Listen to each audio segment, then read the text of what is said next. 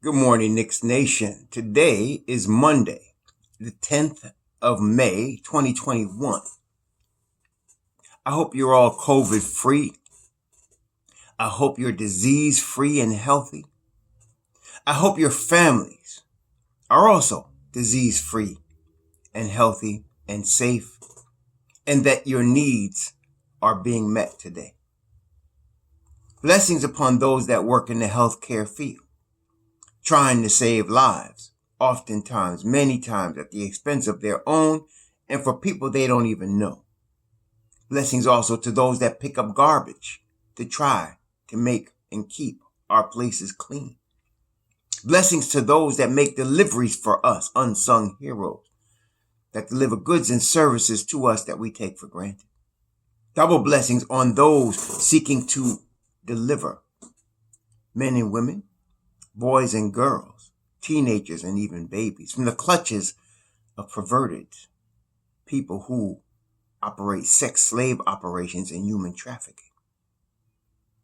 Blessings on those seeking to deliver such ones, and curses upon those that support the industries that fuel this evil, child pornography and pornography in general. Finally, blessings on those that work on behalf of the homeless. 500,000 men, women, children, families, veterans that don't have a roof over their head, that will be sleeping someplace outside in the United States tonight, along with millions upon millions of others worldwide in even worse conditions. Blessings on those that are seeking to help those that are in such position, and blessings upon those in such positions, for theirs is the kingdom. There was a basketball game yesterday afternoon. In fact, there was a basketball game before that on Friday. The Knicks played against the Phoenix Suns on Friday, and then they played against the Los Angeles Clippers yesterday. Now, many of us in Knicks Nation, including myself, were looking at this road trip for a while now, understanding that this was going to be the most difficult road trip of the season for the New York Knicks, given not only that they were going to be playing 6 games on the road on the West Coast, in the West, but also against some of the top teams in the NBA. I had told y'all that before the trip started, if the Knicks actually went 2-4 on the trip, I would be happy. I would be happy with that, because they had built up prior to the trip a 7-game cushion. And so if they went 2-4, they would only lose 2 of those 7. They would still have a 5-game cushion and still be in a position to be what I had said they were going to be in the beginning of the season, or not actually at the beginning, probably January, the 6th seed in the East. Okay? So they went on the road last week. They started about a week ago. They started against Houston in Houston. They beat Houston. When we looked at this, I kind of expected, and this was my expectation, really. My expectation was they would beat Houston. They would squeeze by Memphis. They would lose to Denver. They would beat Phoenix and then lose to both the Los Angeles teams. That's what I thought at the time, understanding, the personnel of those teams they were playing. So therefore, I put out that they would, if they went 2-4, trying to dampen the expectations, if they went 2-4, I'd be happy. But in my heart, I thought maybe they could go 3-3. Okay. So what did they do? They went out, they beat Houston. They did beat Memphis, and they did lose to Denver. Now, I'm not saying I predicted they would lose to Denver because Denver is just simply the superior team, even though at this point Denver is the superior team. But the Knicks being on the road, their 3rd game in 4 nights, against Joker and them, it was going to be a tough road to climb. And then in that altitude, which I said, historically speaking, if you're a Knicks fan, they've always had trouble playing in Denver in the altitude, because it's not something you just can get used to real quick. It takes you, and these are top athletes. It takes them at least a half to get used to it. So the Knicks started slow, and Denver being, a championship level team, they're a championship contender with an MVP player on their team. It was going to be hard, and it was. But I expected them to come back and beat Phoenix. Now, I didn't see the game Friday night. I did look at it Saturday night, though, in its entirety. I looked at the replay on League Pass. And what I saw was the Knicks were in the game. In the first half, they were actually playing very well, toe-to-toe with the Phoenix in the first half. And actually started the third quarter pretty well. But then collapsed in the fourth quarter. Why the collapse? There could be many reasons for the collapse, but I have to say, there's some games. Well, put it this way. I think most of us in Knicks Nation understand Elfrid Payton should not be the starting point guard for the New York Knicks long term. But there are some games when you really need to pull him early. Okay? And I think Phoenix was one of those games. And I think he played 17 or 18 minutes in that game. He should have probably played 10. And that would have been it. That wasn't that, And then, of course, Julius has had a problem in the last couple of games, but on a couple of levels. Number one, of course, he has a habit of turning the ball over. That's not something new. He's always had that his whole career, turning the ball over. And it's not the turnovers in terms of making a bad pass. It's the turnovers in terms of trying to dribble in traffic that gets him in trouble. Trying to dribble through a double team or trying to spin in traffic, he loses the ball a lot. Instead of getting rid of the rock when he sees the double team, he tries to challenge it, and he gets the ball stripped or he loses it. That was happening against Phoenix, and not only that, it'll happen at a critical time. There are times during the course of a basketball game when a basket's more important than anything. You got to get a basket. You got to get a stop in the basket, and that's when he'll turn the ball over. And that will happen against Phoenix. The second thing is that he admitted this. At the beginning of the season, he admitted this, and he still has a problem arguing with refs, letting the refereeing, and even sometimes players on the other team get in his head. Okay? Allowing them to get in his head. And that messes his game up. But against Phoenix, the overarching problem above both of those things actually was we did not have Emmanuel Quickley or Alec Burks. We didn't have either of them. Now, we did very well when we were missing one of them. We were missing Burks for a while, and we still had Quickley and D. Rose, and we were doing okay.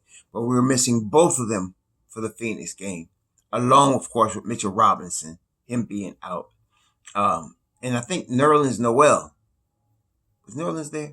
I can't remember if Nerlens. No, Nerlens played. But it was inert. But if he did, he was playing hurt because he was hurt the game before. But this is not. That was hard right there. That was a difficult stretch. And so that was also, I think that was the major factor in losing the game against Phoenix, which lead me to the Sunday game. So I had already thought they could beat Phoenix before we got into this road trip. They lost to Phoenix. So I was comforting myself at the fact that they were 2-2 on the road trip. At that point, the Knicks were 2-2 on the road trip. Okay? And so I was like, okay, they 2-2. They lose these next two and they 2-4, and I wasn't expecting them to be better than that. So I was thinking, okay, they're going to go into LA Sunday. Hopefully they show themselves well. They lose the game. And they may lose to LeBron and them on Tuesday. They'll still be 2-4 on the road trip. We'll still be, we may not be fourth, but we'll still be in the top 6. And we'll be okay. That's what I thought. So I tuned into the game Sunday, not expecting them to win the game. I was rooting for them, obviously, but I knew who they were playing. It was Kawhi. It was Paul George. it was the Los Angeles Clippers, right? Pretty much at their full strength. They had Boogie Cousins with them too. So I was like, this is going to be hard. But the Knicks showed. Not only did they show, they belong in the conversation as a very good basketball team with any other very good basketball team in the NBA, which is a long time since you could say that. They showed that they can, on any given night, beat anybody. They came with the Knicks defense yesterday.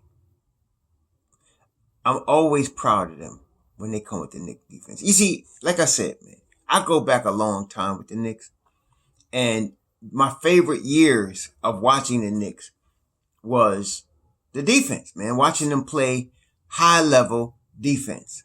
Okay. In the 2000s, after Spree and Oak and Camby and all of them, were gone, it hasn't been the same. Only that one year when they had Tyson Chandler in them. That's it. And it's been kind of a struggle to watch because they haven't been playing that level of defense anymore. Okay. That's been the hardest thing for me. More than the losses, it's just the lack of defense, and especially the lack of defense from the perimeter, either getting smacked around by people killing us with threes or letting no-name guards, act like they Isaiah Thomas the first at will getting into the lane. It was killing me. But these days, no. The Knicks are playing a very high level, Tom Thibodeau style defense. And so that alone is a joy to watch. And then you add to it that when they're really on their game and the ball is moving, it's really pretty basketball, man. It's the best basketball in the world. Like tough defense in New York. I mean, if you go back like I do back to Walt Frazier, and the tough defense in New York is like, it's like normal. It's like a Knish on the corner. It's just, you're going to have that. Like a deli. You're just going to be there.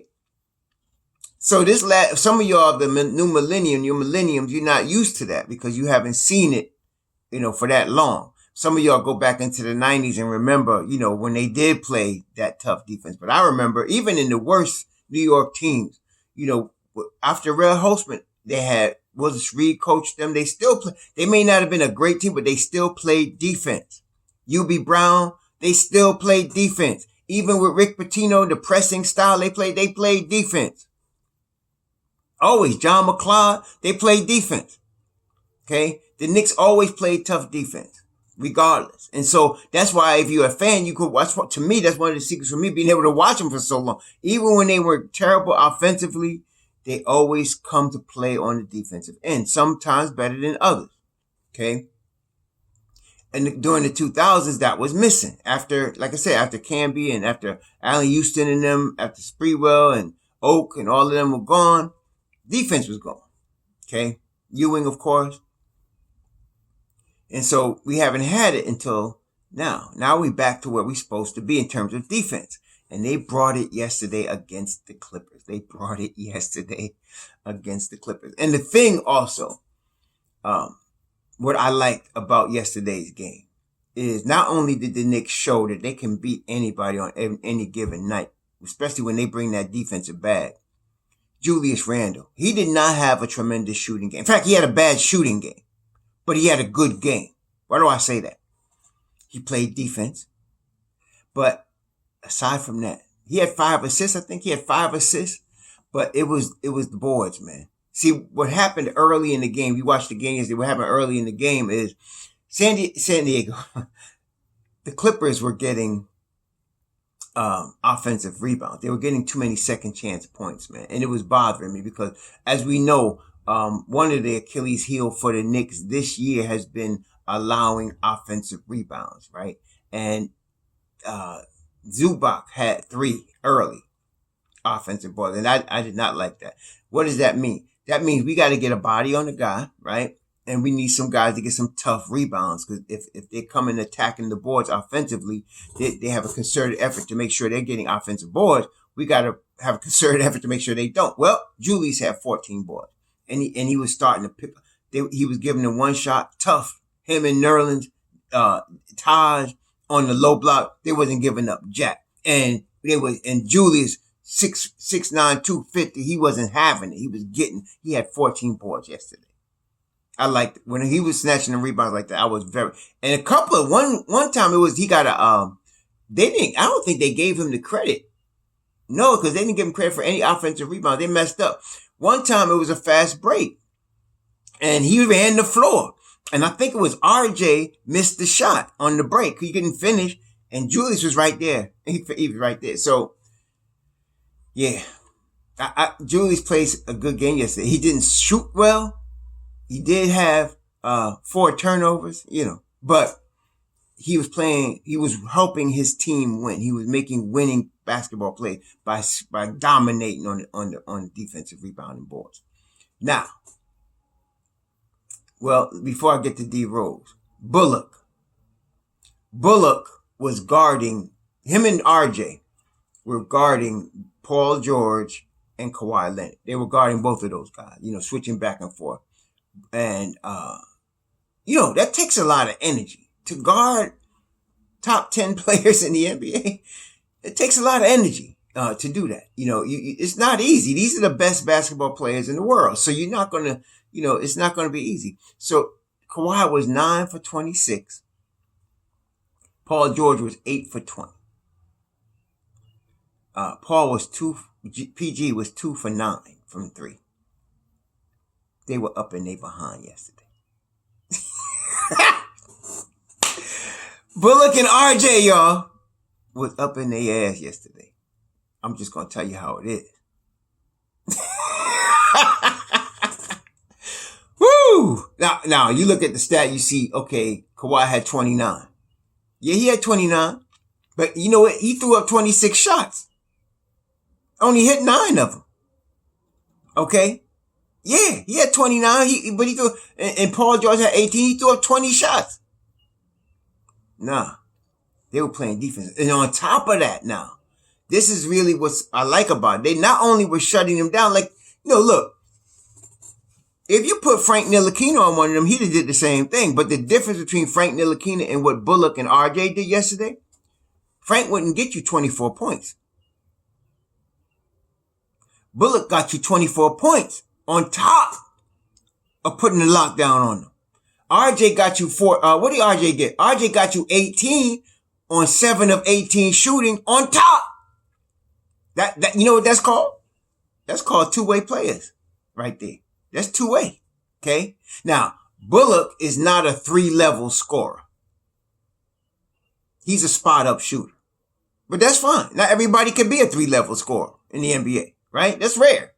But he's a spot-up shooter. And man, he was 5 of 12 from 3 yesterday. 3 of 3 from the line. One time, Bullock half acted like he was going to drive and try to throw up a floater. It didn't even look right. I was like, dude, you don't take that shot again. That is not him. That's not him. But you catch him on a spot-up jumper. He's like, back in the day, we used to call Bill Bradley Dollar Bill. You know why? Because when he spot up for his jumper from 15, it was money. For real. It was money. That's why we used to call Bill Bradley back in the day. We used to call him Dollar Bill. And Bullock is like today's Dollar Bill. Okay? Because that spot up J is money. And now don't ask him to drive. Like I said, don't ask him to try to do something off the dribble. You're going to have a problem. But he's a spot up shooter. And to play that level of defense against the top 10 players in the NBA, and then come back and get you 24, that's a tremendous game right there. Let me tell you something right now. They're going to re-sign Bullock. He's coming back. There's no question. Like I said, to me, on a real championship team, he's probably a bench piece, but on the Knicks, he's going to start. It's just the history of the thing here. What we're doing, he's now Luol Deng for Tom Tibbs. He's going to start. They're going to re-sign him. I think he's going to probably get 324, this year, which is reasonable. He can probably get 324 this year.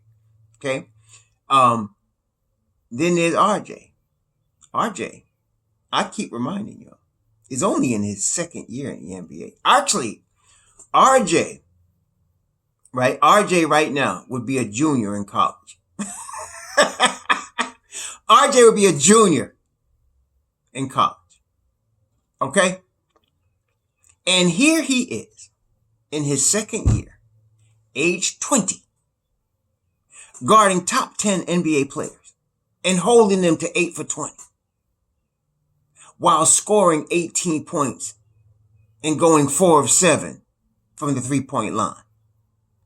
I don't know who's left in Knicks Nation that's doubting. I saw some foolishness. I didn't even read the article. It was in Bleacher Report. Some of these people are stupid, man. Talking about some NBA execs don't think RJ's a star player. I mean, I wonder if those are the same guys that said we was going to be the worst team in the league this year. Anyway, RJ's going to be a stud, y'all. He's going to be robbing. There's no question.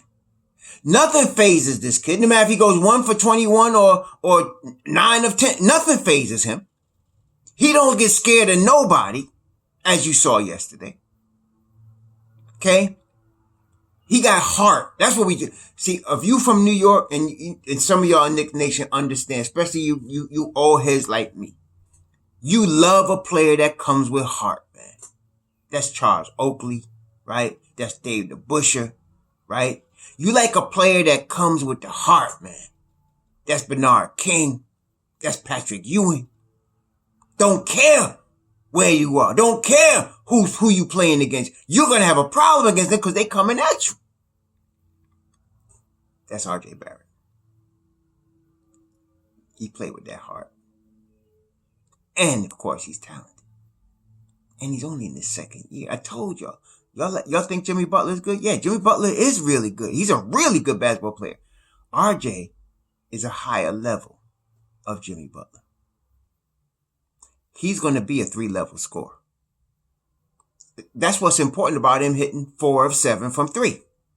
He already got the bully ball down pat. He already got the mid-range. All he need now is that 3. He's already a tremendous finisher. Right? Him and D Rose, the best finishers on the team. And so, he's going to be a 3-level scorer, a 2-way player. Okay? That's what we got here. I'm telling y'all, it's a good time to be a New York Knicks fan, y'all. It's a good time to be a New York Knicks fan. So, RJ. Now, let's go to vintage, man. You know who I'm saying if I say vintage, right? You know who I'm talking about if I say vintage. Like fine wine. D Rose, baby. Oh my gosh. Like fine wine. See, this is the thing. D Rose also, that boy from South Side of Chicago. That boy come with heart. He come with heart so hard, you could see it in his emotion. Matter of fact, it came out that when he was last with the Knicks and he stepped off like without explanation for them couple of days, he was disgusted at the team. He was disgusted with what was going on. And his heart, he was just, cause he goes all in. He had already, when he said beginning of that year, remember he said us and Golden State are the super team. He meant it because he saw, look, I'm looking at Kristaps Porzingis. I'm looking at myself. I'm looking at Melo. And I'm saying, yeah, we super team. He was right. They should have been. But Phil Jackson was trying to coach from the president's box. And that's why we got screwed up. Jeff Hornacek coaching like this, looking up at the president's box every 5 seconds instead of looking at the team and coaching the way he wanted to. And that messed everything up. Messed it all up. They play horrible defense and they ain't even have a competent offense. It was terrible. Okay. So D Rose was sick with that. I'm not saying he should have done it, but I understand. No, now that Tiz was coaching in New York, he saw his opportunity to come back and redeem himself. D Rose is a proud man. He know his game is tight. Can't nobody guard him one-on-one. Even at age 32, you can't guard him one-on-one. See what I'm saying? There's a lot of players in the NBA like that. But D Rose, as I said, all time, he's definitely top 5 in terms of finishers all time. I can't name 5 guys as far as being a finisher like him. Okay? He is really that good at finishing. And even at his advanced stage right now. And the thing is that when he was younger, he did not have the wisdom that he has now. See, if he had broke out them floaters when he was younger, the problem when he was younger is that he was so athletically gifted, so superior speed and quickness wise that he knew he can get by any 2 players at will. And he could. And he knew he could dunk pretty much on anybody at will, and he could.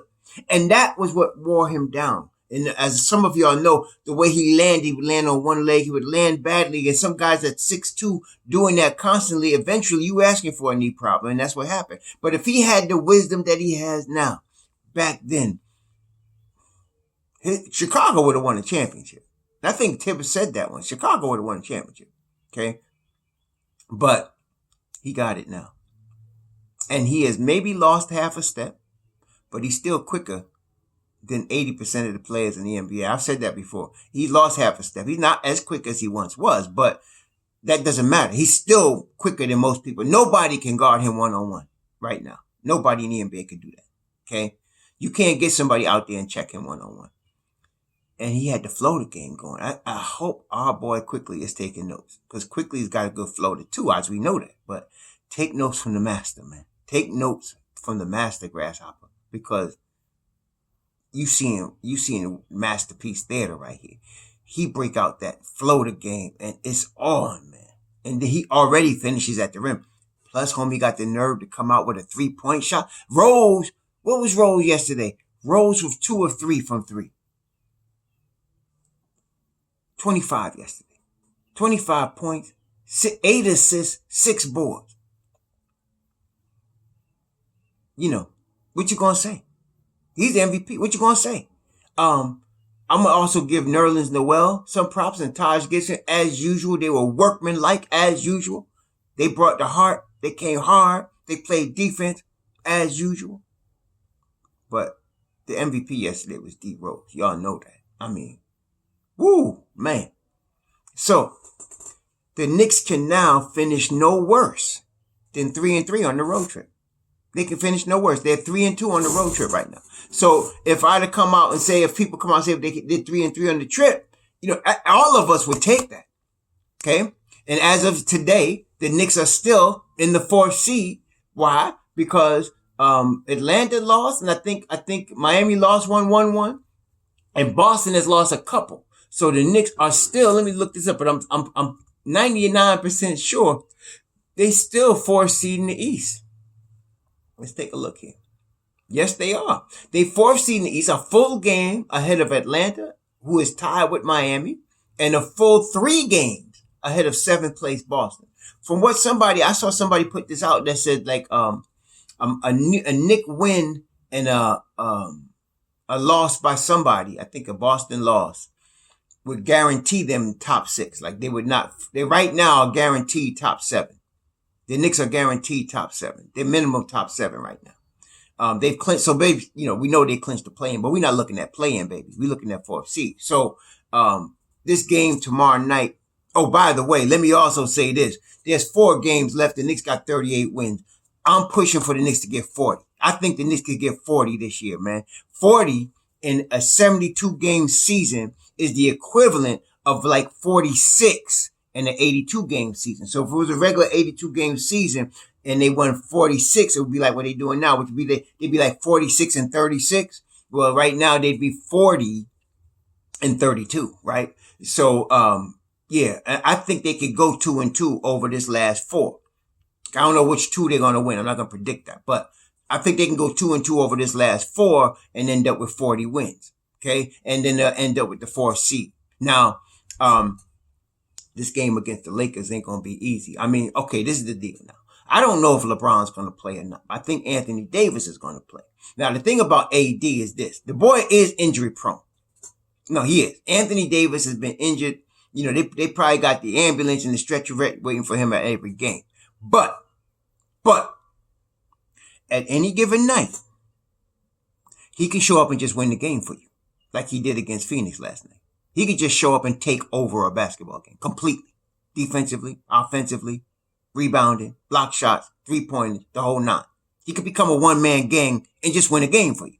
That's why he's getting paid what he's getting paid. That's why he's top 5 in the NBA. Okay? So when he's not hurt, he's a problem.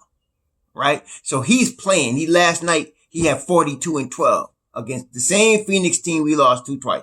Destroyed them single-handedly. Okay? No LeBron, just him. Now, he could do that. Okay? But, listen, we could still beat them. We the New York Knicks. We play defense, y'all. We could still beat them. Okay? And the good thing about it, we ain't got to travel nowhere. It's on the same court that we just played yesterday. They ain't got to travel nowhere. They could chill in LA, get the sauna, get the massages, get themselves right, practice, and be ready. Okay? So I don't know the outcome of the game. But the Knicks, I can say this. The reason I don't know, I'm not definitively saying LA is gonna beat them. I'm saying the Knicks can win this game. And if the Knicks win this game, oh yeah, 40's in the bag. We're going to get 40, okay? I still think they're going to get 40. But, yeah, it's a big game tomorrow against the Lakers. So, it's all, we just showed we could beat the Clippers. And that gave us confidence. So now, Anthony Davis is now playing basketball. But D Rose is playing D Rose basketball. Okay? The Knicks are not a big 2. The Knicks are a big 15, y'all. That's right. So tomorrow, we got the Lakers. Last game of the road trip. None of these games going to be easy. You got the Lakers, San Antonio, Boston, and Charlotte. Everybody's playing for something. This is not going to be easy on any game, okay? Home or away, right? But we got the Lakers tomorrow. The Knicks have, like I said, they guaranteed the minimum 7 spot right now. They guaranteed no worse than 3-3 on the road trip. They can go 4-2 if they beat the Lakers tomorrow, which I said they got a 50-50 chance of doing. Hey, it's looking good. It's a good time to be a Knicks fan, y'all. Y'all have a good day. Be safe out there. Shalom.